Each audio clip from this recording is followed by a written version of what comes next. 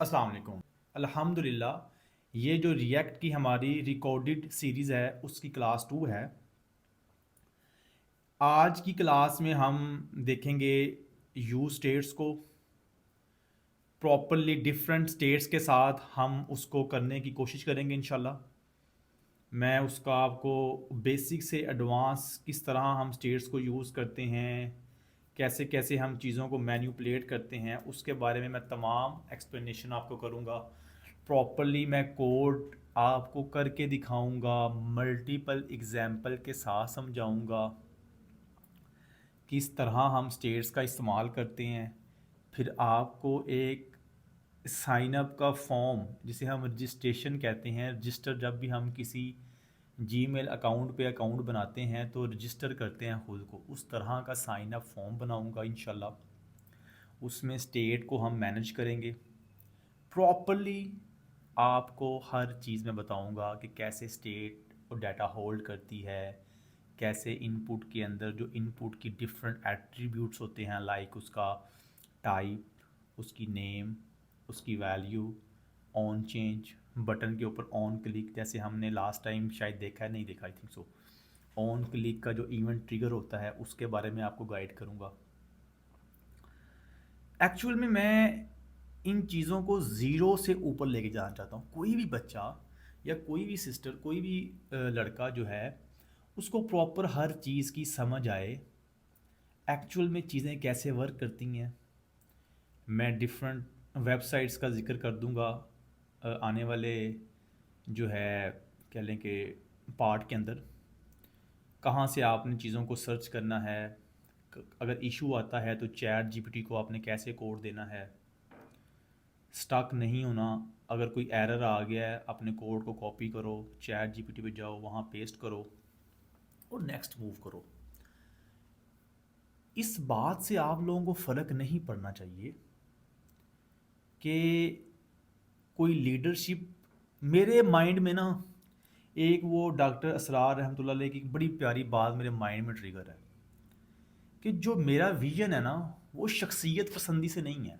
मेरा जो विज़न है कि मैंने पाकिस्तान की यूथ को एम्पावर करना है, मेरे जाने से आप लोगों को फ़र्क नहीं पड़ना चाहिए। इंशाल्लाह अल्लाह ताला मुझसे कोई और अच्छा लीडर आप लोगों को दे देगा।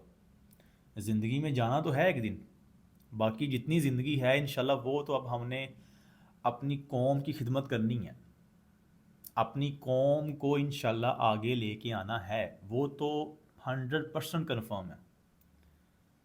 अल्लाह ताला हमारी मदद फरमाएंगे इंशाल्लाह। अल्लाह ताला की ज़ात, अल्लाह ताला की पावर हमारे साथ है इंशाल्लाह। हम पहाड़ों को भी इंशाल्लाह ग्राइंड कर देंगे इंशाल्लाह। मेहनत करेंगे, स्ट्रगल करेंगे और करके दिखाएंगे। बातों से काम नहीं चलाएंगे, करके दिखाएंगे हम इंशाल्लाह। तो हम अपने लेक्चर की तरफ बढ़ते हैं इंशाल्लाह। आपको मैं स्टार्टिंग से जो हमने कल वाली क्लास कर ली थी, उसी प्रोजेक्ट के अंदर हमने प्रॉप्स तक कल काम किया था। अब हम नेक्स्ट मूव करेंगे इंशाल्लाह। तो हम यू स्टेट को भी सिंपल समझते हैं कि यू स्टेट है क्या, उसको कैसे किया जा सकता है। कल प्रॉप्स देख ली थी, होम का हमने एक कंपोनेंट बना लिया था, तो हमने प्रॉप्स को देख लिया था। अब इसी प्रॉप्स के अंदर मैं आपको यूज स्टेट समझाने की कोशिश करूँगा इंशाल्लाह, ताकि आप लोगों को प्रॉपर समझ आए। मैं ज़रा साथ डॉक्यूमेंट को यूज़ करूँगा ताकि आप लोगों को प्रॉपर कॉन्सेप्ट समझ आए, एक्सप्लेनेशन, ठीक है। मैं चीज़ों को बड़ा ही डीपली, बड़ी ही अंडरस्टैंडिंग के साथ लेके चल रहे हैं आप लोगों के लिए, ताकि आसानी हो, चीज़ों को समझने का मज़ा आए और आपको वाकई ही लगे, आपको वाकई फील आए कि जैसे सर इमरान काम करवा रहे हैं ना, इसी तरह आप लोगों ने भी आने वाले वक्त में अपने लोगों के लिए काम करना है। हमने आईटी की हब बनानी है पाकिस्तान में इंशाल्लाह, एआई की हब बनाएंगे हम। स्टार्ट ज़ीरो से ही होता है। फेसबुक का स्टार्ट ज़ीरो से हुआ था, अमेज़ॉन का स्टार्ट ज़ीरो से, गूगल का ज़ीरो से। आज वो कंपनियां कहाँ पहुँच गई। तो हमने इस तरह के स्टेप्स लिए नहीं कभी, हम भी लेंगे। अब डेव सिंह माशाल्लाह हमारी कितनी अच्छी कंपनी है, ज़ीरो से स्टार्ट किया सर उस्मान आसिफ ने, आज कहाँ पहुँच गए माशाल्लाह। हम भी इस चीज़ का स्टार्ट लिया है, हम भी पहुँच जाएंगे इंशाल्लाह। बस आप लोगों का साथ चाहिए। अच्छा, पहला पॉइंट आया कि यू स्टेट है क्या। हम यू स्टेट यूज़ ही क्यों करते हैं, क्या वजह है।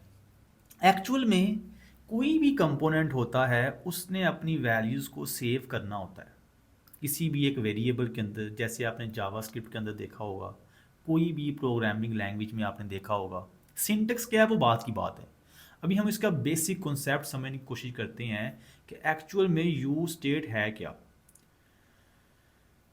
जब भी रिएक्ट के अंदर जब भी स्टेट अपडेट होती है ना, वो जो सेशन है या वो सेक्शन जहाँ पे वो स्टेट लगी हुई है, जहाँ पे उसकी वैल्यू को यूज़ किया जा रहा है, वो री रेंडर होगा। वो पार्ट री रेंडर होगा जब भी वैल्यू अपडेट होगी। मिसाल ले लेते हैं, एक काउंटर था, आप काउंटर प्लस प्लस वहाँ किए जा रहे हैं, तो जहाँ पे काउंटर लगा हुआ है सिर्फ वही पार्ट बैकएंड पे अपडेट हो रहा है, या उसके वर्चुअल डोम में अपडेट हो रहा है। वो रियल डोम से कंपेयर करके वो एक और गेम है, उसको हम बाद में डिस्कस करेंगे जब उसका टाइम आएगा। हम देखते हैं, मैंने चैट जीपीटी को कहा कि भाई आज मैंने बच्चों को यूज स्टेट और यूज इफ़ेक्ट पढ़ाना है, तो काइंडली मुझे बिगिनर टू प्रो लेवल की एक्सप्लेनेशन कर दें आप काइंडली, तो ताकि मैं बच्चों को प्रॉपरली एक्सप्लेन कर सकूं। उसने कहा कि स्टेट और कंपोनेंट का इंटरनल डाटा जो चेंज होता है, स्टेट क्या होती है, मतलब किसी भी चीज़ की स्टेट चेंज हो रही है ना। पहले मैं इतना था इतना था इतना था, मेरी स्टेट चेंज हो रही है जब मैं अपडेट हो रहा हूँ, ठीक है।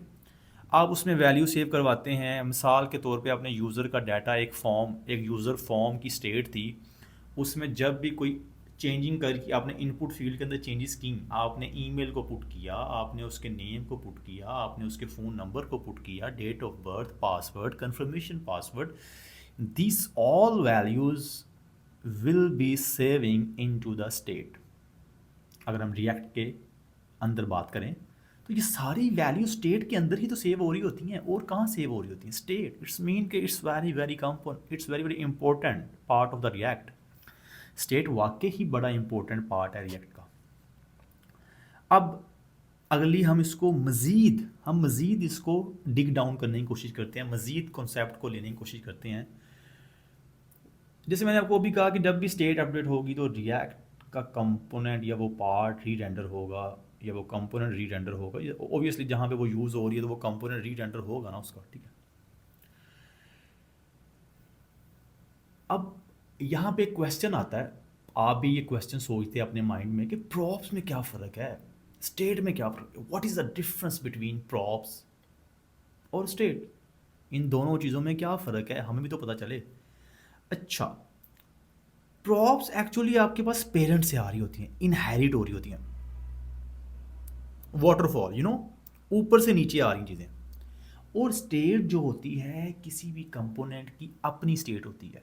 जैसे मेरी अपनी स्टेट है, ये स्टेट मुझे पेरेंट से नहीं मिली, ये मेरी अपनी एक स्टेट है। अब मुझे मेरे पेरेंट से कोई प्रॉपर्टी मिल गई या कुछ भी मिला, वो मेरी प्रॉप्स हैं।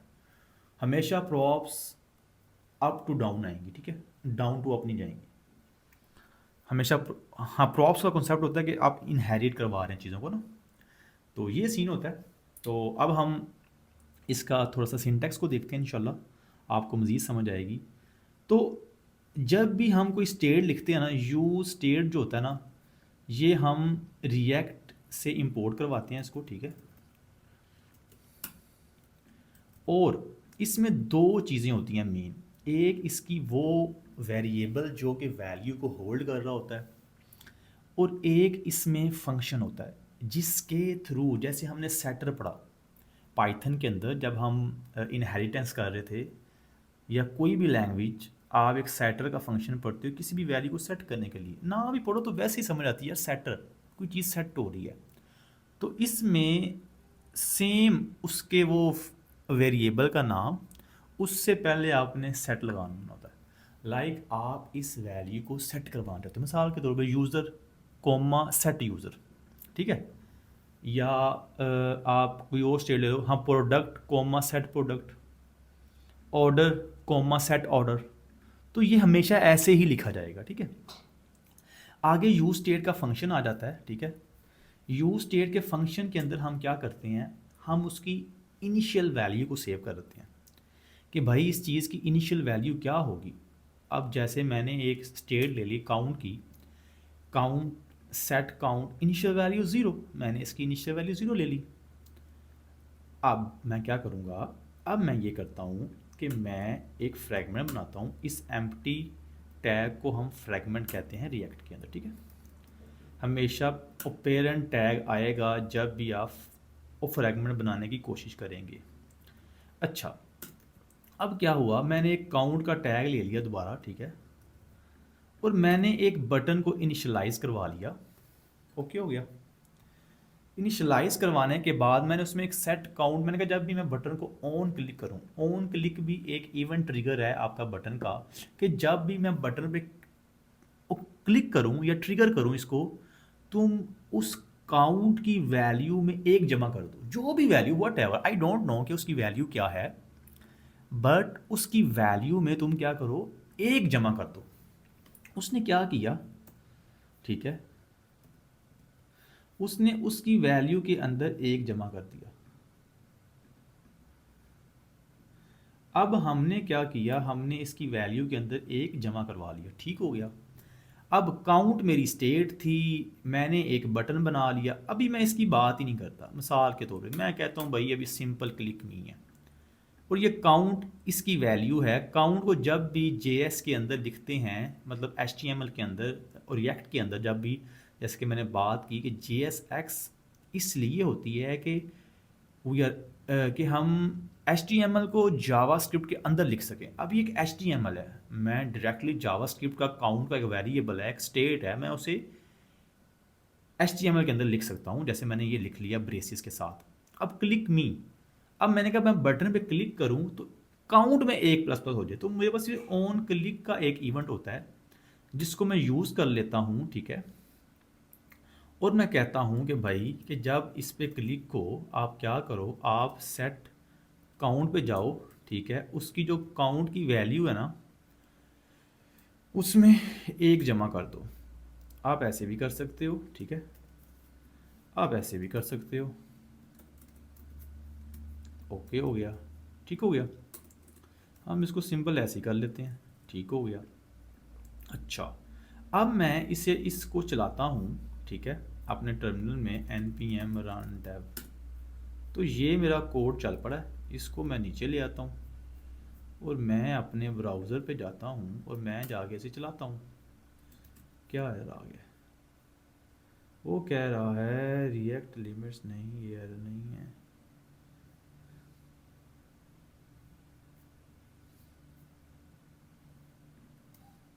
ओके, इसी का मसला है। देखो आ गया वो। अब ज़ीरो था, मैंने क्लिक किया 1 2 3 4 5 6 7 8 9 10, ठीक है। तो ये सीन है, ठीक है। अच्छा, इतना काम हमें समझ लग गया कि हमने सेट काउंट किया, काउंट उसका जो प्रीवियस वैल्यू, यहाँ पे प्रीवियस वैल्यू आती है, ठीक है। इस काउंट की अगर आप ऐसे भी लिख लोगे ना प्रीवियस वैल्यू, तो ये इसको काउंट ही कंसीडर करेगा। अब देखना ज़रा, बी समझ रहे हो, मैं से ये सेट करता हूँ तो फिर भी वो उसकी प्रीवियस वैल्यू आएगी। सेट काउंट के अंदर प्रीवियस वैल्यू के अंदर मैंने एक जमा कर दिया, मुझे वो काउंट लिखने की भी ज़रूरत नहीं है, ठीक है। जस्ट आपकी अंडरस्टैंडिंग के लिए मैंने ये वाली बात की है। बस मैं कॉफ़ी का एक सिप लगा लूँ, फिर हम कंटिन्यू करते हैं इंशाल्लाह। तब तक अब देखें कि हमने रिएक्ट में इसको जब देखा, उसने भी इसी तरह ही सेम इसको यूज़ किया, ठीक है। वो वही बात कर रहा है, की टीचिंग पॉइंट जो count is a current value, set count updates it, update होगा, रिएक्ट री रेंडर करेगा और यूआई आपकी अपडेट हो जाएगी। कहते हैं री render rule very important, it's component री रेंडर्स, कि कंपोनेंट कब री रेंडर होता है, कहता है जब उसकी स्टेट चेंज होती है या उसकी प्रॉप्स अपडेट होती है, लाइक बैकएंड से इनहेरिटेंस या कोई पैरामीटर मेरे पास आ रहे थे, प्रॉप्स आ रही थी, तो उसकी जब वो स्टेट जो पेरेंट कंपोनेंट की स्टेट है वो मेरी, या मैं चाइल्ड हूँ तो मेरी वो प्रॉप्स है। मेरी पेरेंट्स की जब स्टेट अपडेट होगी ना, ओबियसली नीचे वाला कंपोनेंट री रेंडर होगा। It's a parent read address. Okay, इसको ये कहते हैं। ओके हो गया। आगे वो कहता है कि हम इनपुट कंट्रोल कंपोनेंट पढ़ने की कोशिश करते हैं। जैसे हमने ऊपर अभी ऑन क्लिक पढ़ा, अब हम इनपुट कंट्रोल कंपोनेंट स्टडी करते हैं कि ये क्या होता है कि जब आप एक स्टेट लिख लेते हो, स्टेट जब आप लिख लेते हो तब आपने इनपुट टैग के थ्रू अगर स्टेट को अपडेट करना है, इनपुट टैग लाइक मैंने जैसे आपको कहा कि फॉर्म के जब आप किसी भी ईमेल को रजिस्टर करते हो तो आपका एक फॉर्म होता है, उस फॉर्म पे आप कोई इनपुट कर रहे होते हो तो वो ऑन चेंज का इवेंट ट्रिगर होता है। बटन के ऊपर ऑन क्लिक, इनपुट टैग के साथ ऑन चेंज का एक इवेंट ट्रिगर होता है जब भी कोई वैल्यू चेंज होती है। और भी इसके ट्रिगर हैं, ऑन की अप, ऑन की डाउन, वो एक सेपरेट डिस्कशन है। अभी हम जस्ट ऑन चेंज की बात कर रहे हैं। तो अब हम इसको थोड़ा सा प्रैक्टिकल करके देख लेते हैं। ठीक है, ये तो बटन एक काउंट वाला हो गया, हम इसको कर लेते हैं डिक्रीमेंट वाला भी एक। ऑन क्लिक -1, यहाँ मैं कहता हूँ इंक्रीमेंट। इसके अंदर काफ़ी कंडीशन भी लग सकती हैं। ठीक है, कि अगर ज़ीरो से छोटा होने लगे तो आप ना लगाओ। ठीक है, वो लॉजिक में आएगा, वो मैं आपको जो है नेक्स्ट लेक्चर के अंदर लाजमी बताऊंगा। ठीक है, अभी जस्ट मैंने डिक्रीमेंट और इंक्रीमेंट सेट काउंट लगाया है, इसकी लॉजिक को हम बेहतर भी कर सकते हैं। ठीक है, चलें, इतना काम तो हो गया ना। इसको करने के बाद हम नेक्स्ट इसकी लॉजिक को बेहतर करते हैं ताकि हम साथ साथ चीज़ों को अपना करते जाएं। अब देखिए, मैं डिक्रीमेंट कर रहा हूँ, इंक्रीमेंट कर रहा हूँ, डिक्रीमेंट कर रहा हूँ, इंक्रीमेंट कर रहा हूँ। ठीक है, जस्ट आपको समझाने के लिए कि आपको सही तरह चीज़ों की समझ भी आए प्रॉपर। देखो, सिर्फ वो दो फंक्शन की सारी गेम चली हुई है। अब मैं क्या करता हूँ, मैं यहाँ एक फंक्शन लेता हूँ, मैं कहता हूँ कॉन्स्ट इंक्रीमेंट। ठीक है, ये एरो फंक्शन होते हैं, ये ES6 के अंदर ये सारी चीज़ें आई थी नहीं। ठीक है, ये क्यों यूज़ होते हैं अभी आप इस डिस्कशन में ना जाओ, अभी सिंपल ये एरो फंक्शन लगाना आपको मैं सिखा रहा हूँ। ठीक है, इंक्रीमेंट, कि जब बटन ऑन क्लिक इंक्रीमेंट हो तो फिर क्या करना है। मैं कंडीशन लगा देता हूँ कि भाई अगर काउंट इफ़ अगर काउंट छोटा है 50 से, देन क्या करो, देन आप इंक्रीमेंट कर दो। ठीक है, नहीं तो आप एक छोटी सी अलर्ट दे दो, काउंट इज़ मैक्स 50, मतलब इससे बड़ा काउंट हो सकता नहीं। एक फंक्शन बना लिया। अब मैं इसको यहाँ पे रिप्लेस कर देता हूँ। ठीक है, अभी मैंने और कुछ नहीं किया, मैं इसकी इनिशियल वैल्यू भी ना आपको समझाने के लिए 48 कर देता हूँ ताकि सिर्फ वो दो बार ही हो, तीसरी बार हम करें ना। ये आ गई है काउंट 50, जब मैं अब करूँगा ना वो आ जाएगा काउंट इज़ मैक्स 50, इससे ऊपर हो सकता ही नहीं। अब मैं डिक्रीमेंट का एक फंक्शन बना लेता हूँ, मैं कहता हूँ कॉन्स्ट डिक्रीमेंट। इससे मैं कहता हूँ कि कौन जो डिक्रीमेंट है ना, ये आपका ज़ीरो से छोटा नहीं होना चाहिए। ठीक है, जब तक काउंट ग्रेटर देन ज़ीरो है उसको माइनस करते जाओ, अदरवाइज़ अलर्ट शो कर दो भाई ज़ीरो से छोटा। मैं अब इसको ना इनिशियल वैल्यू 2 करता हूँ सिर्फ आपको समझाने के लिए कि आप ऐसे भी कर सकते हैं। 0 1 अब करूँगा ना, ओहो ये क्या हुआ। ओके हाँ, इसको हमने कॉल ही नहीं किया, इसे हम कॉल तो कर लें पहले। ये देखें, अब डिक्रीमेंट का फंक्शन लग गया। लॉजिक ऐसी बनती है। ठीक है, कोई इतनी बड़ी बात नहीं, आप भी सीख जाएंगे। काउंट इज़ मिनिमम 0, दो फंक्शन बना ली, अब थोड़ा काम नीट हो गया। देखिए कितना प्यारा काम लग रहा है मेरा। ठीक है, ये सारा काम मैं पुश कर दिया करूँगा। ठीक है, इंशाल्लाह। अब हमने इतना काम कर लिया, अब हम एक ना यहाँ पे एक फ़ोल्डर बनाते हैं अब साइन अप का। अब हम साइन अप का काम करने की कोशिश करते हैं। ठीक है, साइन अप, इसमें भी मैं index.jsx की एक फ़ाइल बना लेता हूँ। ठीक है, import react export default sign up app.jx के अंदर मैं जाता हूँ। मैं यहाँ पे दो बटन लिख लेता हूँ। यहाँ मैं लिखता हूँ आपको स्टेट की समझ लगी ना। अभी मैंने आपको राउटर नहीं करवाए, इसलिए मैं राउटर की भी बात नहीं कर रहा, मैं स्टेट के थ्रू ही ना उसके वो राउटर को मैनेज कर लेता हूँ, ठीक है। जैसे उसने कहा कि ये मेरा कर्सर है, तो इसलिए वो मुझे सजेशन दे वो दे देता है, ठीक है। आपको मैं लेकिन साथ साथ करवाऊँगा, ठीक है। पेज सेट पेज, ये मैंने एक स्टेट बना ली कि मेरा पेज कौन सा होगा, होम है, साइन अप है, मैं उसकी स्टेट बना लेता हूँ, ठीक है। तो अब देखो उसने सिंपल क्या किया, अब यहाँ पे एक बटन आ गया, दो मेरे बटन लग गए। तो मैंने कहा कि दो बटन है, अगर होम पेज पे क्लिक करूँ, ठीक है, तो होम बटन आ जाए, मतलब मेरा होम का पेज शो हो जाए, अदरवाइज साइन अप का पेज शो हो जाए, ठीक है। मैं इसको उठा के ले जाता हूँ टॉप पे इसके, ताकि यहाँ पे थोड़ा अच्छा लगे उसको, नीचे पेज शो हो जाए, कोई भी पेज जो है उसका। अब मैं इधर क्या कह रहा है ये बंदा, हाँ, साइन अप का फॉर्म कैसे करवा लो, अब देखना ज़रा। अब देखो अभी होम पेज है ना, तो मैं साइन अप पे क्लिक करूँगा तो साइन अप का आ गया, होम का किया तो होम का आ गया, ठीक है। ये जस्ट आपको समझाने के लिए अभी, ठीक है। अभी जब हम जो है नेविगेशन करेंगे तो मज़ीद इसको अच्छे तरीके से इंशाल्लाह हम समझेंगे, प्रॉपरली इसको हम करेंगे इंशाल्लाह। तो आज मैं सिर्फ स्टेट को ही करूँगा इंशाल्लाह, क्योंकि यूज़ स्टेट को यूज़ फैक्ट हम कल करेंगे, ये एक बड़ा टॉपिक है, लेकिन मैं साइन अप का जो फॉर्म है वो कंप्लीट करूँगा इंशाल्लाह आज। अब हम यहाँ पे आ गए, ठीक है।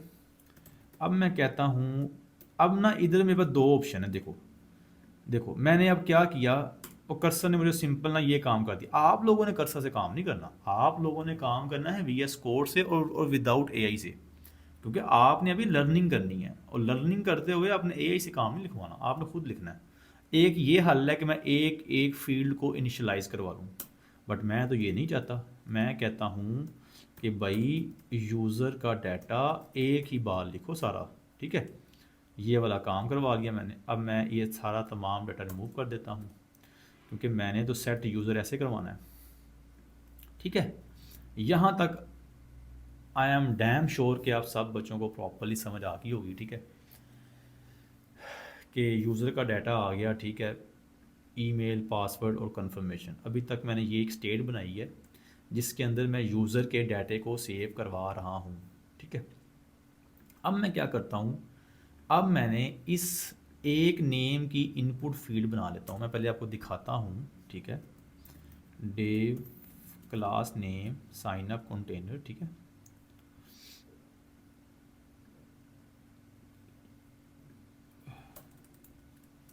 अच्छा जी, साइन अप का कंटेनर आ गया, तो ये सारा काम हो गया। हमने साइन अप कंटेनर के क्लास नेम लगा ली साइन अप कंटेनर की, इसको मैं कोई CSS दे दूंगा ताकि डिज़ाइन थोड़ा सा बेहतर हो जाए, ठीक है। अभी हम सिर्फ एक फील्ड को ही पढ़ेंगे, ठीक है, ताकि एक फील्ड आगे समझ आएगी तो आपको मज़ीद सारी समझ आ जाएगी। अब टाइप टेक्स्ट होती है। अब जिन जिन बच्चों को इनपुट फील्ड का नहीं ना पता, वो W3 स्कूल पे जाएंगे, W3 स्कूल, ठीक है। यहाँ पे ना HTML के अंदर पूरा एक फॉर्म का इन्होंने एक सेक्शन बनाया, वो फिर आप लोग देख लेना, ये फॉर्म, ठीक है। इसमें इसने हर चीज़ को एक्सप्लेन किया हुआ है, फॉर्म के एट्रीब्यूट क्या होते हैं, टारगेट, ब्लैंक, सारा कुछ, ठीक है। अगर ना समझ आए तो आपने यहाँ से जाके इनपुट एट्रीब्यूट को आपने पढ़ लेना। देखो टाइप क्या, button, check box, colour, radio, range, reset, search, सारा कुछ, ठीक है। तो यहाँ से जाके आपने रीड कर लेना, ठीक है। कोई परेशानी वाली बात नहीं है, चीज़ें वक्त के साथ साथ बंदा सीख जाता है, टाइम लगता है हर चीज़ को, कोई चीज़ भी फ्री ऑफ कॉस्ट नहीं होती, हर चीज़ टाइम लेती है, हर चीज़ टाइम टेकिंग होती है इंशाल्लाह। तो अब हम देखते हैं इनपुट टैग, इसकी टाइप टेक्स्ट है क्योंकि ये नेम है। प्लेस होल्डर का काम होता है कि जब तक आपकी वैल्यू नहीं है तो वो वहाँ पे शो करवाएगा इट्स अ नेम। आप एक नेम की इनपुट फील्ड में नेम इंटर करोगे, वैल्यू का मतलब होता है कि जो भी स्टेट अपडेट होगी उसकी वैल्यू आ जाएगी। अगर इनिशियल वैल्यू है तो initial value is a empty string, तो इसकी यहाँ पे एम्प्टी स्ट्रिंग आ जाएगी। ऑन चेन का काम होता है, मैंने जैसे आपको पहले ऑलरेडी बताया है कि ऑन चेन जो होता है, जब भी फील्ड की वैल्यू अपडेट होती है तो हम ऑन चेंज को ही कॉल करते हैं। अब यहाँ पे देखो, ये वाला काम मुझे हर जगह करना पड़ेगा, मैं क्यों करूँ, मैं एक फंक्शन लिखता हूँ अपना हैंडल चेंज का और सिंपल ये काम करता हूँ। ई का मतलब है जो मेरा इवेंट ट्रिगर हुआ है उसका एक टारगेट डॉट नेम है, ये बाय डिफ़ॉल्ट यही सिंटेक्स होता है। ये ब्रेसिस लगा के करने का मकसद ये है कि जो उसकी फील्ड आई है उसके अंदर वैल्यू सेव करो, बाकी यूज़र का पूरा ऑब्जेक्ट वैसे ही आ जाएगा। मिसाल के तौर पे आपने यूज़र को सेव किया था, नेम सेव कर लिया, ईमेल सेव कर लिया, अब पासवर्ड की बारी आई तो वो जस्ट पासवर्ड को अपडेट करेगा। उसकी उसकी जो फील्ड होगी, उसका जब नाम होगा, मिसाल के तौर पे इसकी ना एक फील्ड होती है नेम, इसने नेम लिखा नहीं क्योंकि इसने डायरेक्टली उसको सेव करवा लिया था नेम, ठीक है। अब ये नेम को वो टारगेट करेगा, ठीक है, और जो इसकी वैल्यू यहाँ पे है, ई टारगेट की जो वैल्यू है उसको सेव करवा देगा। इसको सेव करवाने के बाद यहाँ पे ये चीज़ फिर इस वैल्यू, सेव हुई वैल्यू को इस्तेमाल करेगी, ठीक है। ये कॉन्सेप्ट होता है इसका। अब यहाँ पे जब हमने हैंडल चेंज का फंक्शन लिख लिया तो हम इसको यहाँ पे हैंडल चेंज को कॉल कर देंगे, ठीक है। यहाँ पे हैंडल चेंज कॉल हो जाएगा तो टू टू टू, ठीक है, ये देखिए, ठीक है। हैंडल चेंज को मैंने जस्ट उसका जो इवेंट ट्रिगर हुआ है वो पास कर दिया है, ठीक है। अब हम इसी तरह जो है नेक्स्ट फील्ड को कर लेंगे। अब देखें नेक्स्ट फील्ड सेम वही काम हुआ है, ईमेल उसकी टाइप आ गई, प्लेस होल्डर ईमेल नेम, अब ईमेल था ऑब्वियसली, अब यहाँ पे ईमेल आ जाएगा, उसकी वैल्यू में यूज़र डॉट ईमेल, और हैंडल चेंज में सेम इवेंट चला गया। अब ये लाइन हमें यहाँ पे रिपीट करते हुए थोड़ा बुरा लगता है, ये अब एक अच्छा काम हो गया। अब इसने ये कहा है कि यूज़र डॉट सक्सेस, लाइक अगर आप कोई लोडिंग लगाई हुई है, कोई बैक एंड पे डाटा जा रहा है, आपको अंडरस्टैंडिंग, ये एक ना चीज़ होती है जब आप कोई चीज़ को अपडेट करते हो ना, तो एक चीज़ आपका एक लोडर लगा होता है कि आपको ये शो कर रहा होता है कि एपीआई के अंदर रिक्वेस्ट गई है, अब रिस्पॉन्स ये लेके आ रहा है, तो kindly you should need to wait, okay. तो इसमें कोई परेशानी होने वाली बिल्कुल भी बात नहीं है, ठीक है। बेहतरीन, इंशाल्लाह आपको हर चीज़ बेहतरीन समझ आएगी, आपने बिल्कुल भी इस बात से परेशान नहीं होना। एरर, कोई भी एरर आ सकता है। मिसाल के तौर पे मैं कहता हूँ कि मैं जब पासवर्ड और इसको चेक किया, ठीक है, मेरा पासवर्ड मैच नहीं था तो मैंने कोई एरर सेव करवा दिया, मैं वो आपको अभी करके दिखाता हूँ, ठीक है। अभी मैं जस्ट ये समझाना चाह रहा हूँ, अभी आप इसको भूल जाएं, एरर को और बाकी चीज़ों को। अच्छा, पासवर्ड हो गया, जब मैं पासवर्ड इंटर कर लूँगा, कंफर्मेशन पासवर्ड हो जाएगा, ठीक है, तो मैं क्या करूँगा, इन दोनों की वैल्यू को मैं चेक कर लूँगा, ठीक है। तो इंशाल्लाह इसको हम कर लेते हैं अभी, तो आपको मज़ीद समझ आएगी अच्छे तरीके से। तो अब हम देख लेते हैं कि जब पासवर्ड और कंफर्मेशन पासवर्ड को हम यहाँ पे चेक कर लेते हैं, कॉन्स्ट हम कह लेते हैं चेक वैलिडेशन। अच्छा जी, अच्छा जी, अच्छा जी, यूज़र नेम, चलो हम ऐसे ही कर लेते हैं। हम ऑन सबमिट के अंदर ना सबसे पहले उसकी वैलिडेशन को चेक करेंगे, ठीक है। जब भी हम ऑन सबमिट करेंगे तो हम पहले चेक वैलिडेशन का फंक्शन कॉल कर लेंगे, ठीक है। उसके बाद हम सबमिशन का फॉर्म सबमिट करेंगे, ठीक है। अच्छा जी, हैंडल साइन अप,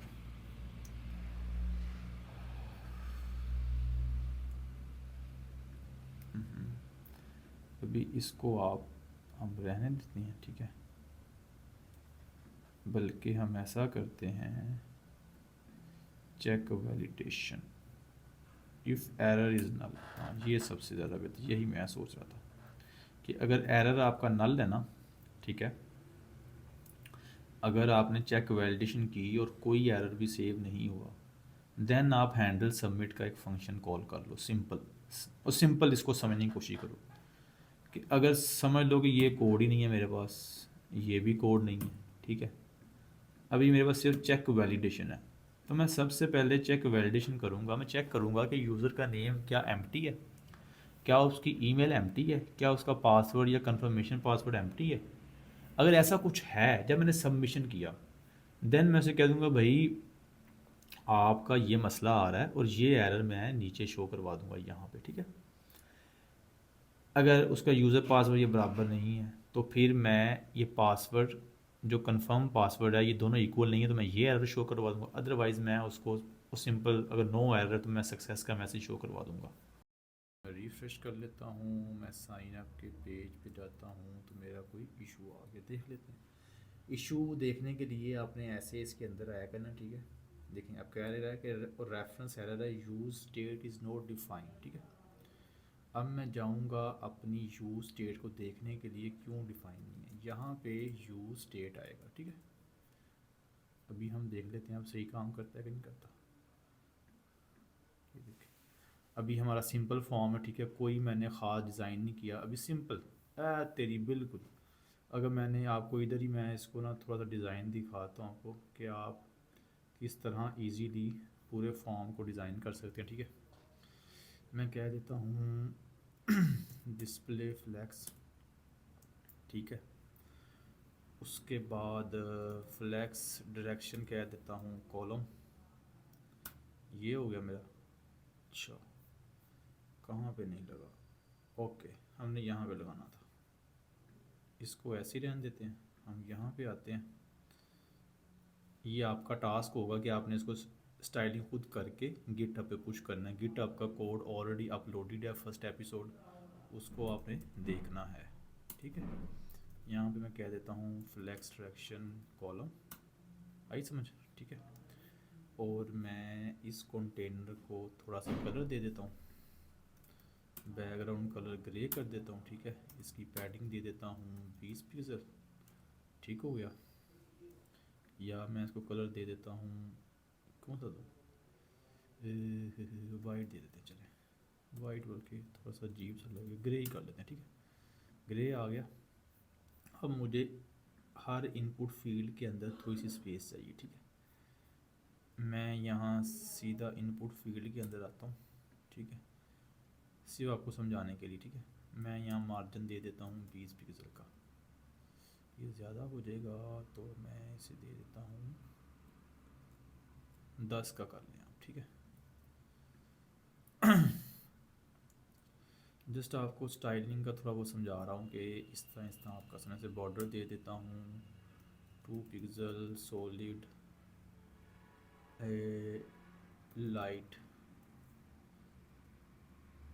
ये कर लें। साथ में बॉर्डर रेडियस लगा लेते हैं हम 5 पिक्सल का, ठीक है। थोड़ा सा इनपुट को हमने बेहतर कर लिया है, थोड़ी सी इसकी हाइट हम इंक्रीज़ कर लेते हैं, 20 पिक्सल कर लेते हैं, ठीक है। चलें, ये 25 हो गई। अब देखो इनपुट फील्ड थोड़ी सी हमारी बेहतर हो गई है, इसको हम ऐसे पकड़ते हैं और हम जाते हैं अब अपनी, इसके अंदर हम लगा लेते हैं इंडेक्स डॉट CSS, ठीक है। इसके अंदर हम इंपोर्ट कर लेते हैं अपनी, ठीक है। इंपोर्ट स्टाइल, स्टाइल के अंदर तो नहीं है हमारी, हमारी है इधर ही इंडेक्स डॉट CSS। हम यहाँ पे आए, इसके अंदर यहाँ पे हमने कहा कि भाई इनपुट टैग है हमारा, पहले उसने साइन इनपुट कंटेनर ले लिया, फिर हमने कहा कि इनपुट टैग है, ठीक है। अब ये लगी मरी। अब देखना, अभी हम आते हैं इधर, देखिए सारा कुछ एक बार ऐसे नज़र आने लग पड़ा है। इसको मैं अभी कर देता हूँ, कुछ भी नहीं करता मैं इसको। अब देखें थोड़ा सा फॉर्म हमारा ऐसा नज़र आना शुरू हो गया है, ठीक है। अभी मैं इसकी हाइट थोड़ी और बेहतर कर देता हूँ, हाइट इसकी हम लेते ही नहीं फ़िलहाल के लिए ना, इसको भी ऐसे ही रहने देते हैं। हम जाते हैं यहाँ पे, ये साइन अप कंटेनर था, इसे हम कहते हैं class name sign up form. इसको हम थोड़ा सा ना डिज़ाइन देते हैं ज़रा, साइन अप फॉर्म की क्लास है, इस पे flex direction item center justify content blah blah blah, इसने सारी खुद ही लिख दी है, ठीक है। अब देखते हैं हमारा फॉर्म कैसा नज़र आ रहा है, ठीक है। ये क्या हो गया, अच्छा जी, ये साइन अप फॉर्म था और बैकग्राउंड कलर हम ऊपर दे देते हैं उसको,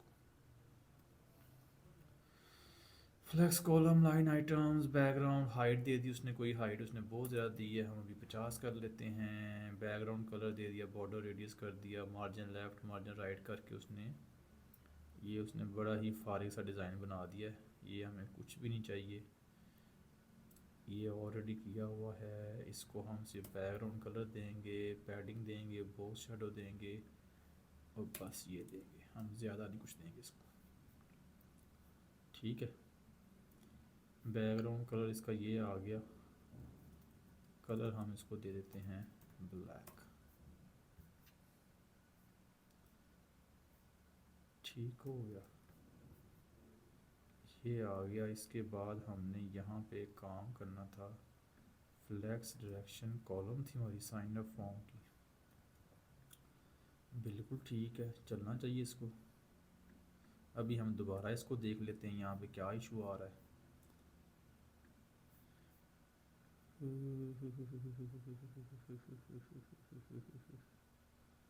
साइन अप कंटेनर, ये साइन अप कंटेनर है। जो क्लास नेम नहीं सेव हुआ वो देखते हैं क्या मसला बना उसका।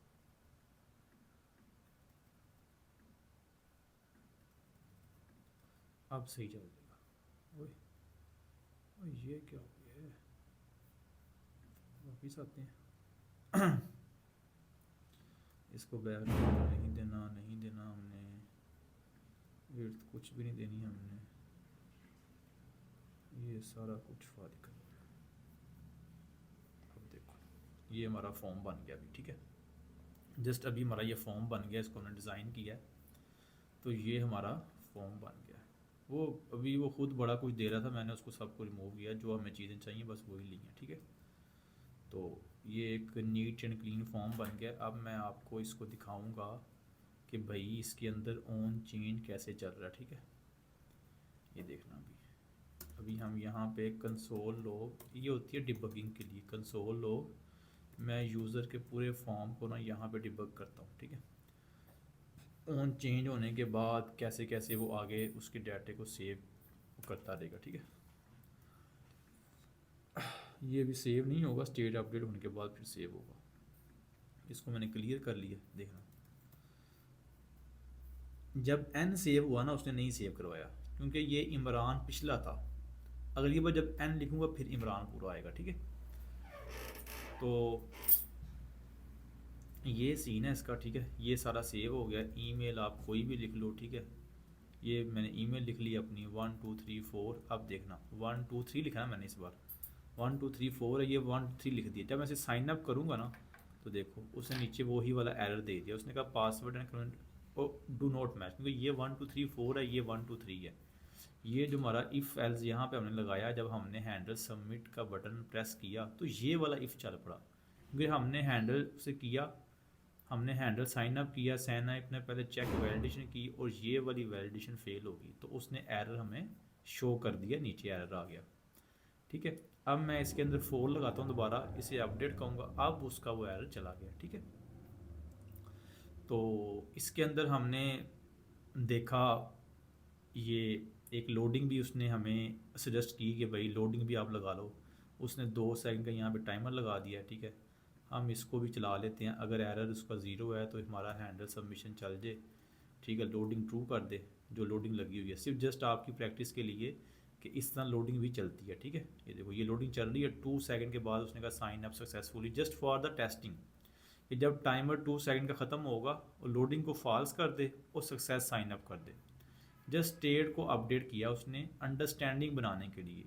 ये वाला कोड जो है मैं पुश कर देता हूँ। ठीक है, इस कोड को मैं गिटहब पे पुश कर दूंगा, उसका लिंक ऐड कर दूंगा। आप सारे इसको प्रैक्टिस करें अच्छी तरह, एक पूरा फॉर्म बनाएं साइन इन का, साइन अप का, और उसे ट्राई करें। इंशाल्लाह नेक्स्ट क्लास के अंदर जब हम यूज़ इफ़ेक्ट करेंगे तो इंशाल्लाह आपको मज़ीद कॉन्सेप्ट्स क्लियर होंगे और आपको और मज़ा आएगा।